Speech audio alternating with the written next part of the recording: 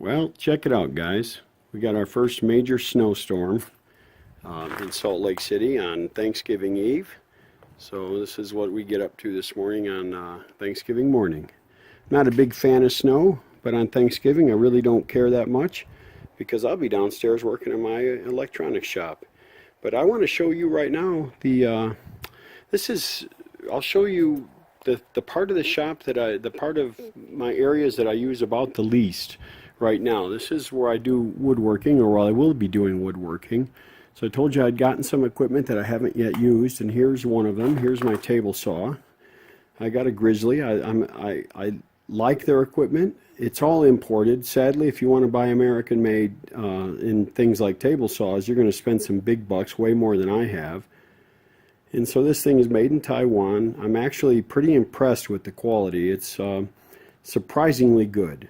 And when I wired this thing up and plugged her into the 240 volt, it ran smooth as silk and cut like it was cutting through butter. So it is a nice saw. I'm real pleased with it.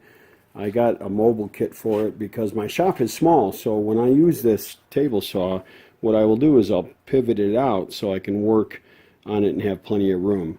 A lot of the stuff that's in this shop, by the time I get to working in the wood shop, will be gone because this is where I keep radios that belong to other people where I'm doing work for them. Of course, I just bought a Harbor Freight dust collector. Works just fine. Very powerful actually, and I've still got to plumb some ducting up for that. Bought a little miter saw too. Haven't used it yet. I've got to teach myself this stuff. I really never studied woodworking either in school or in any vocation, so I've got a lot to learn there. But I've been playing around with it a bit, and it's really interesting. I find it fun, so I don't think it'll be a problem to learn it. Got myself just one of these wood lathes, so I could turn spindle legs and things like that. I'm going to get a small benchtop lathe. Maybe I'll be able to turn wooden knobs and smaller items as well. And I have a planer. Haven't used it yet either, but I have used one that a buddy owns, so I know how to use it. I just haven't used mine yet. It's a nice, fairly decent DeWalt planer. I think it's going to work out real well. I'm real pleased with it. And I got a little belt sander for little stuff. With a disc sander on it as well. And I just put that on an old. I transformed an old console cabinet into a little cart for it. No big deal. It's a little top heavy, so I have to be careful, but it works just fine. And I bought a nice drill press also to do work. It turns nice and true. It's heavy duty. It's got a great sturdy motor, and it's got plenty of up and down move. I forget what that's called. Plenty of range of motion for the thing. Got a little scroll saw. I find I use the scroll saw an awful lot, so that's a handy tool, and I'll probably wear that thing out. So now, why is it crowded in here? Why is everything all packed against one wall? Well, I'll show you why.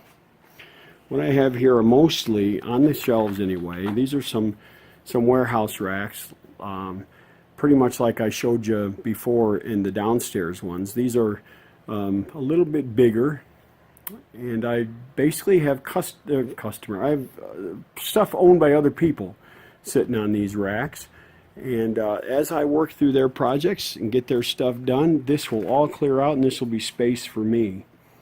And several of these radios on these consoles on the floor belong to other folks as well, especially those two that are under the covers there are both cabinets that have been restored by a local restorer that I use. Now, a couple of these are mine. This here is an old Crosley that belongs, an old Silvertone that belongs to me, and this will be a really cool radio.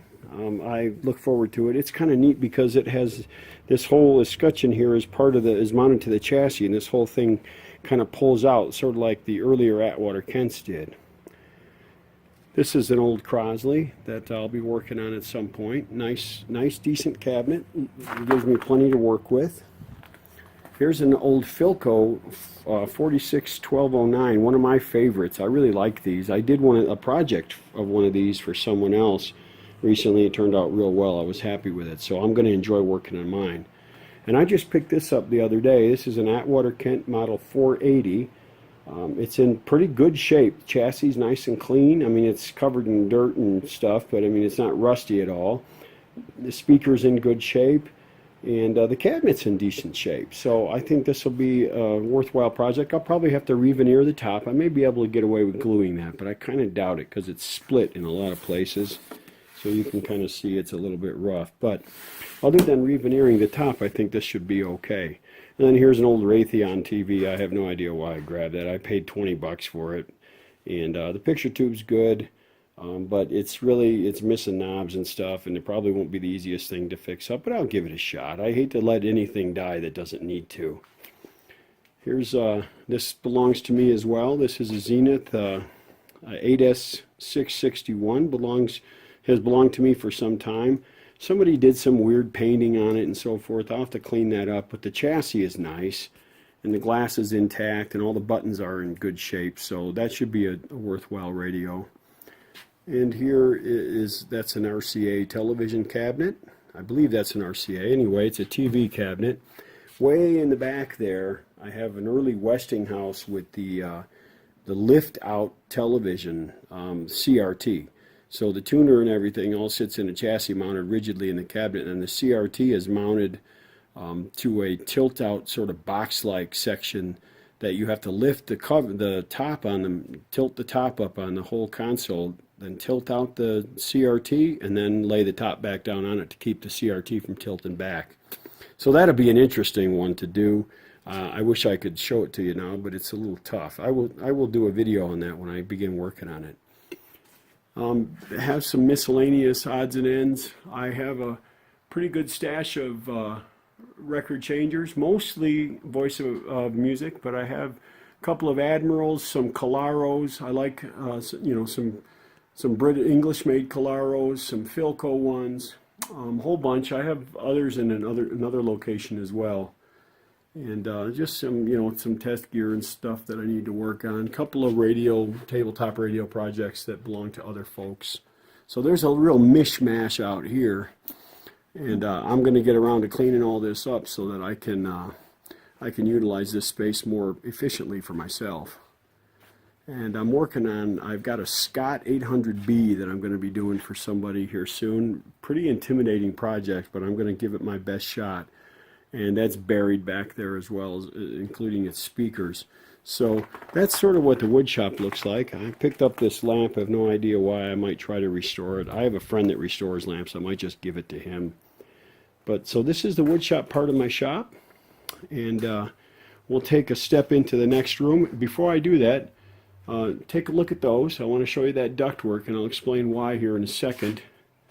And down on the floor, you see there's a cap there that allows ventilation. I'll explain all that in just a minute, but I wanted to show it to you before I go in there. It's pretty cold out here. It's in the it's in the high 20s or low 30s right now. So I'm going to get into the warm part of the shop. So let me close the door, and so you get a little perspective of what it, the size of it. It'll be a decent workspace once I get all of these radios out of here that don't belong to me. And like I've mentioned before, I'm pretty much getting out of the doing radios for other people thing, except for a couple of local shops that I work with really well. It just wore me out. I took on a lot of work for folks without realizing the scheduling side of it, and that I wouldn't have much of a life. And then all you need is one little complication to mess all that up. Some health issues in the family that just gobbled up all of my time, and before you know it, I'm behind the 8 ball in a whole bunch of people's radios, and now I'm trying to get out from behind that 8 ball by getting those radios done. That's going to take me probably through March or so, and then I'm looking forward to a spring of messing with my stuff and working for me and enjoying that time. I don't really need the cash anymore. The money from all those radio projects bought all of this, and I'm real happy about that. And it bought some other things I needed, but the money isn't worth it to be spending every single day working on someone else's radio, giving a lot of effort, and the pay you actually get for the hours you spend isn't all that great. I'm an engineer by profession, and if I got paid as an engineer to spend all those hours on those radios, it might be worth it, but I'm getting ready to back down from it. By the way, there's an old, there's a GEH 116, one of my favorite, one of the prettiest radios that I've seen, and I'm looking forward to getting on that again. All right, let me pause it. We'll go, well, actually, we'll just turn around. I'll try to be smooth about it. And we'll go into the next room. This room is heated, so it's more comfortable to be in here. And when you see me do videos of radios playing, when I do a demo video, that's what I'm doing, is it's up here. And that I'm usually kind of right about there. This is basically what this room is my spray area. So when I'm spraying lacquer, I have this nice old drafting table. That's a tilting table, so I can get it out of the way if I need to. This old drafting table that I set stuff on, if it's a tabletop or whatever, even a cabinet if I want to lay it down, and I spray in here. And what I have there, in going those vents, those ducts I showed you a minute ago, are suction ducts, and this kind of operates like a really crude paint booth. I pull a suction from those two vents, pull them through those ducts, and they come down into this box here. And what's in this box, let me show you. Get one of my projects out of the way here. What's in this box? I had someone build this box for me because I'm not much of a carpenter. Those ducts, both that suction cap that I showed you, that vent cap, and then those ducts both go into this box. And what I have in here, as you might guess, is just a big old monster centrifugal fan. And this thing, pause it here. All right, so I've turned the light on here, and I had to break the video up to do that. But what's in here is a big centrifugal fan. I bought a second one of those Harbor Freight suction, those dust collectors, and I'm using this fan to pull a suction. Now, technically this is not a sealed motor. It's not a sealed fan, or sealed motor, so it's not really normally used in this application. But I've done a couple things that make it possible to use in this application. You see that squished duct up there? Well, the other end of that duct is that vent cap you saw, and I have mounted in this duct a fan. And so I'm pulling fresh air from the other room into this box, and that fresh air is helping to prevent any concentration of fumes. I'm only spraying lacquer here. Prevent any concentration of fumes from causing me problems. And I've used this and it works fine.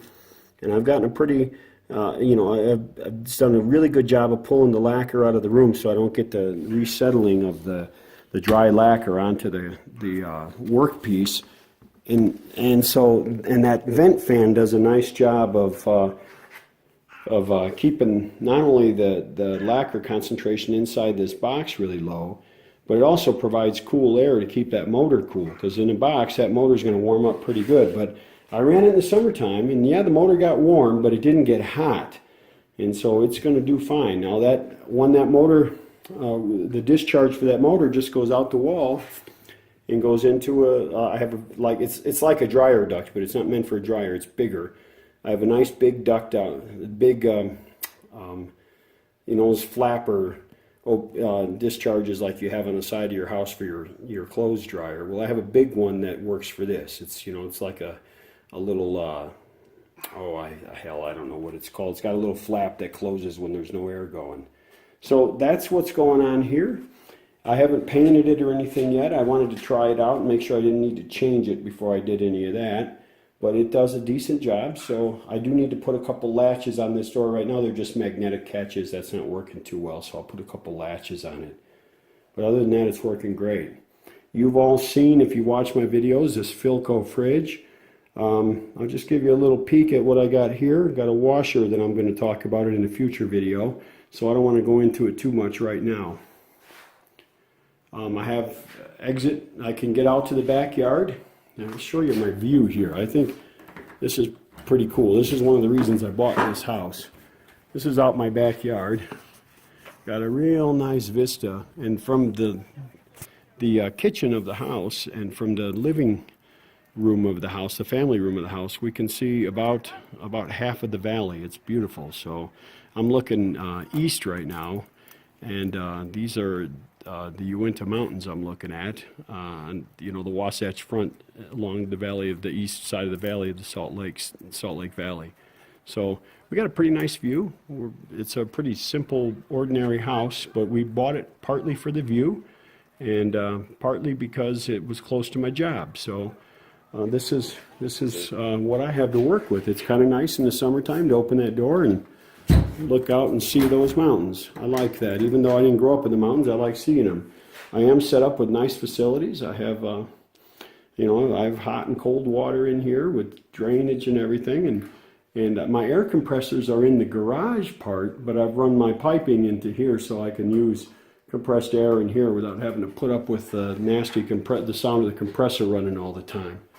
So that's what I got going on here, and real quick I'll do one more. I'll take a last brief look at what I have for some additional storage out here, and then I'll wrap this all up. All right, first new car I ever bought, guys. I'm not into going into debt for cars, but I wanted an economical car. When my wife got sick, I didn't have time to be taking care of a car all the time, so I wanted something I didn't have to worry about. So I bought this little Honda Fit. I haven't looked back. It's been a good car. Gets me about 42 miles per gallon, and it's real reliable, real easy to drive. So definitely worth what I spent on it. Lastly, I got some parts. This is basically just parts storage. Looks a mess right now, and it always kind of looks this way. There's not much I can do about that. Sometimes there's going to be an area or two that you have that's messy, and this is one of mine. I use that toaster oven. Here's a tip, and I'll do a video on this, but think about this, guys. You see people using heat guns and freezing, like Bakelite capacitor blocks. You see people freezing them and using heat guns and trying all kinds of crazy things on them. Stick in the toaster oven. Stick in the toaster oven, set the temperature about 375, and that tar will fall right out. And then you clean the inside out with lacquer thinner, and you're done in about 20 minutes, and you didn't have to do all that work. So that's what I do, and I do this for cardboard capacitors too. You just set the temperature a little bit lower so you don't scorch the cardboard. Works great. So anyway, part storage, all kinds of goofy parts. I have disassembled consoles and ones that were just no good, and so I take what's good out of them and get rid of the rest. So, and I have your basic junk. This is my junk here. I have two good compressors. They're old, but they're good. The one on the left, I rebuilt both cylinders on that, and so that one's one that I've done. And the one on the right, years ago, I mean that thing is 25 years old. The one on the right, I rebuilt that one about 15 years ago, and one on the left I rebuilt just a couple years ago. They look rough, but they work really well, and they don't owe me anything. And then I have some tool storage. No big deal. I don't want to bore you with that stuff. So there you go, guys. That's my shop. That's what I have going on, and it's simple. You probably have some really great ideas that I might like to learn about. So if you have any you want to give me, that'd be great. I hope I've given you maybe an idea or two that you can use. And with that, I think I'll wrap it up. Wish you all a happy Thanksgiving. Hope that this next year is even better than the year that we just had. And, wish the best for you and your family. So I'll let you go from Salt Lake City. This is Michael. That's all for now.